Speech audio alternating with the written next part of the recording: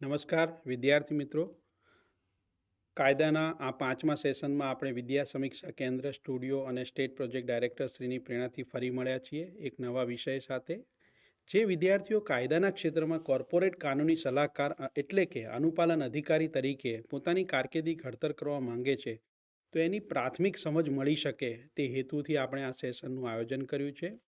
Corporate કાનૂની સલાહકાર અથવા તો અનુપાલન અધિકારી એ સુનિશ્ચિત કરે છે કે તમામ પ્રકારની જે વ્યવસાયિક અથવા કોર્પોરેટ પ્રક્રિયાઓ છે, એની જે કાર્યવાહી છે, એની અંદર કાયદાનું પાલન થાય છે કે નહીં. દાખલા તરીકે મોટી મોટી ઘણી બધી કંપનીઓ છે, સ્વસહાય જૂથો છે, એનજીઓ છે, મોટી હોસ્પિટલો છે, મોટા ટ્રસ્ટો છે. આ બધી જ પ્રક્રિયાઓ છે, એ પ્રક્રિયાઓમાં કર્મચારી પરચેસ, એનું વિતરણ, એના રાઇટ્સ, આ બધાનું પાલન કરવા માટે કોર્પોરેટ કાનૂની સલાહકારની ખૂબ જ જરૂરિયાત છે. સરકારના વિભાગો સિવાય ખાનગી ક્ષેત્રની મોટી કંપનીઓમાં એની ખૂબ જરૂરિયાત રહે છે. આ એની પ્રાથમિક સમજ છે.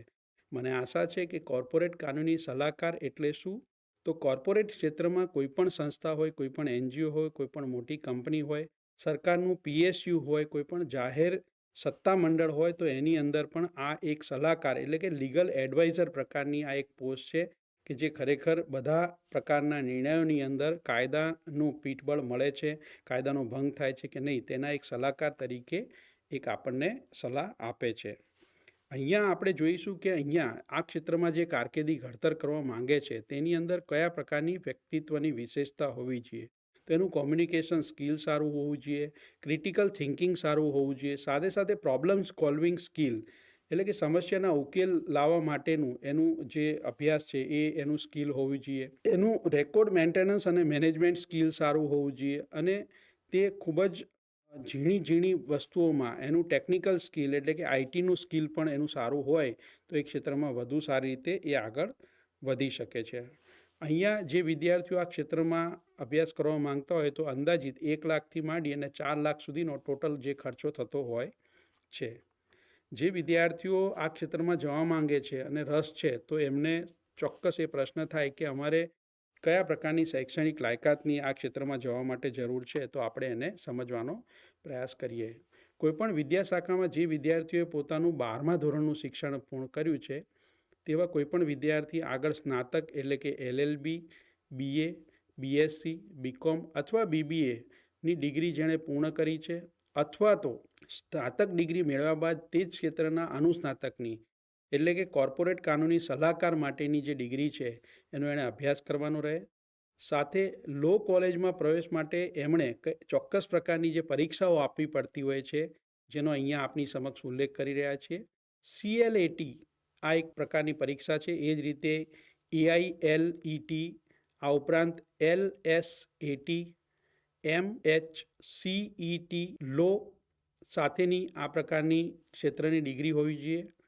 TS લો, CET AP લો, CETની પરીક્ષા અથવા DULLB અથવા PULLB અથવા SLSAIAT જેવી પરીક્ષાઓમાં યોગ્યતા પ્રાપ્ત કરવી પડે. તમામ કાયદાના ક્ષેત્રમાં આ પ્રકારની જે પરીક્ષાઓ છે એ અપેક્ષિત છે.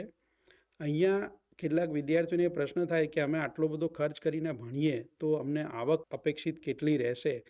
તો આપણે અહીંયા જણાવવાનો પ્રયાસ કરીશું કે શરૂઆતમાં અંદાજિત 24,250થી માંડી અને 2.5 લાખ સુધીની આવક એક કોર્પોરેટ કાનૂની સલાહકાર એટલે કે અનુપાલન અધિકારી તરીકે આપને મળવાપાત્ર થાય છે. અહીંયા ઘણા બધા વિદ્યાર્થીઓ એવું વિચારતા હોય છે કે અમારું આર્થિક સામાજિક સ્તર એટલે કે આવક ઓછી છે, તો અમે કોઈ શિષ્યવૃત્તિ અથવા લોન સહાયનો લાભ મળવાપાત્ર રહે કે કેમ. તો હા, ચોક્કસ આપને એ લોન સહાય અને શિષ્યવૃત્તિનો લાભ મળવાપાત્ર છે. કાયદાના ક્ષેત્રમાં જે વિદ્યાર્થીઓ આ માટે આદિત્ય બિરલા શિષ્યવૃત્તિ, GEV મેમોરિયલ મેરિટ શિષ્યવૃત્તિ એનો એને લાભ મળી શકે છે. આ ઉપરાંત રાષ્ટ્રીય જે શિષ્યવૃત્તિ પોર્ટલ છે www.scholarship.gov.in, આ પોર્ટલની મુલાકાત લઈ અને વિદ્યાર્થી મિત્રો આપ ચોક્કસ પ્રકારે એમાં સર્ચ કરી અને એની માહિતી અને ઓનલાઈન જે પ્રક્રિયા છે એની સમજ મેળવી શકો છો. આ ઉપરાંત ગુજરાત સરકારના digitalgujarat.gov.in એની મુલાકાત લઈને પણ આપ એની શિષ્યવૃત્તિની વિગતો મેળવી શકો છો.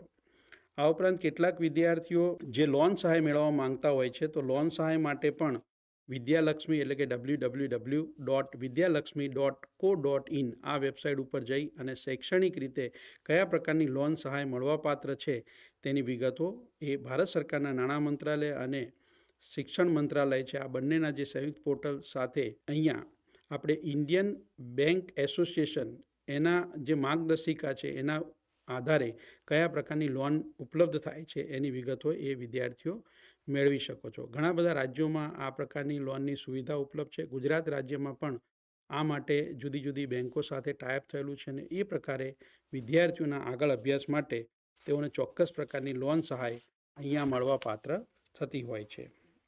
અહીંયા હવે કેટલાક વિદ્યાર્થીઓને પ્રશ્ન થતો હશે કે અમે જ્યારે આ ક્ષેત્રમાં કારકિર્દીનું ઘડતર કરવા જઈ રહ્યા છે એટલે કે કોર્પોરેટ કાનૂની સલાહકાર અથવા અનુપાલન અધિકારી તરીકે અમે આગળ વધવા માંગીએ છીએ તો અહીંયા અમારે કેટલો સમય આપવો પડે અને અમારું કાર્યનું સ્થળ કેવું રહેશે. તો ખાસ કરીને સરકારી જે સંસ્થાઓ છે, ખાનગી પેઢીઓ છે, સમાજ કલ્યાણ માટેની જે કચેરીઓ છે અને સમિતિઓ છે એની અંદર ઉદ્યોગો, મોટી મોટી જે કંપનીઓ છે, નાના નાના ગૃહ ઉદ્યોગો છે કે જેનું ઉત્પાદન અને જેના હિસાબો અને જેની અંદર લીગલ પોલિસીસનો અમલ થઈ શકે છે એવી બિન સરકારી સંસ્થાઓ એટલે કે નોન ગવર્મેન્ટ ઓર્ગેનાઇઝેશન જેને NGO તરીકે આપણે ઓળખીએ છીએ.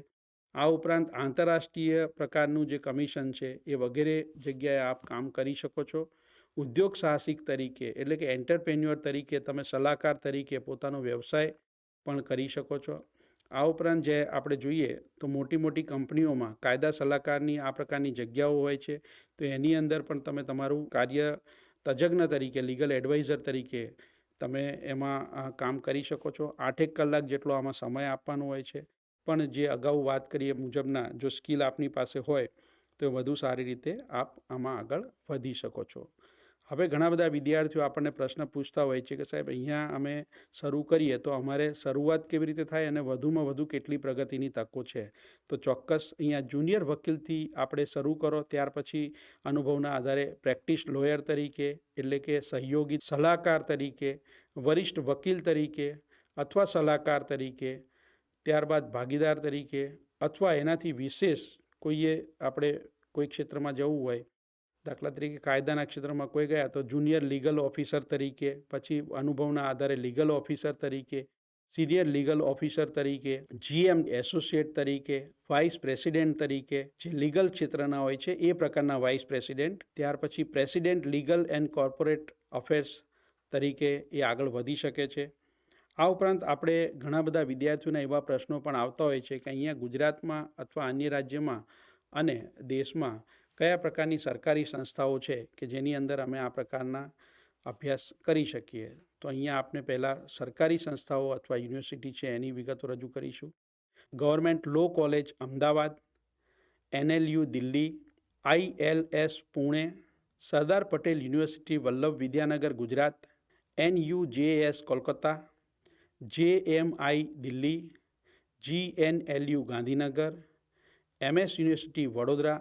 આ જે સરકારી સંસ્થાઓ છે. આ ઉપરાંત ખાનગી એવી ઘણી બધી સંસ્થાઓ છે કે જેની અંદર અથવા યુનિવર્સિટી છે કે જેમાં આ પ્રકારના અભ્યાસક્રમો ઉપલબ્ધ છે, જેમાં Nirma university Ahmedabad, army institute of law Mohali, school of law Christ university Bengaluru, KIIT school of law Bhubaneswar, Marwadi university Rajkot, Jindal global law school Sonipat, school of law university petroleum and university studies. આ ઉપરાંત પારુલ યુનિવર્સિટી વડોદરા, એની અંદર પણ આપ પ્રાઇવેટ સંસ્થાઓમાં અભ્યાસ કરી શકો છો. કેટલાક વિદ્યાર્થીઓ કે જે ડિસ્ટન્સ મોડમાં પોતાનો અભ્યાસ કરવા માંગતા હોય અને આ ક્ષેત્રમાં કારકિર્દી કરવા માંગતા હોય તો એવા વિદ્યાર્થીઓ માટે Indira Gandhi national open university એટલે કે IGNOU અને doctor BR Ambedkar open university એટલે કે BAOUની અંદર પણ આ પ્રકારના અભ્યાસો ઉપલબ્ધ છે. આ સિવાય આપણે ઘણા બધા ઓનલાઈન અભ્યાસક્રમો પણ આપણને ઉપલબ્ધ છે, જેમાં ભારત સરકારના કૌશલ વિકાસ મંત્રાલય દ્વારા કેટલાક પ્રકારના કોર્સિસ શરૂ કરવામાં આવ્યા છે. આના ઉપર આપ અભ્યાસ કરી અને આ ક્ષેત્રમાં અભ્યાસ ચાલુ રાખી શકો છો. આ ઉપરાંત NCS એ ભારત સરકારનું એક આખું પોર્ટલ છે, એની ઉપર જઈને આપ આ ઓનલાઈન અભ્યાસક્રમોનો લાભ લઈ શકો છો. અનુબંધમ.ગુજરાત.gov.in જે આપણા રાજ્ય સરકારના department of labour and employment દ્વારા તૈયાર કરવામાં આવ્યું છે, એના ઉપર જઈને પણ આપ ઓનલાઈન અભ્યાસક્રમો દ્વારા માહિતી મેળવી શકો છો. અમને આશા છે કે સમગ્ર શિક્ષાનો આ એક નાનકડો પ્રયાસ અમારી વિદ્યા સમીક્ષા કેન્દ્રની ટેકનિકલ સપોર્ટ ટીમના માધ્યમથી અમે જે કર્યો છે એ આપને ઉપયોગી બનશે. ધન્યવાદ.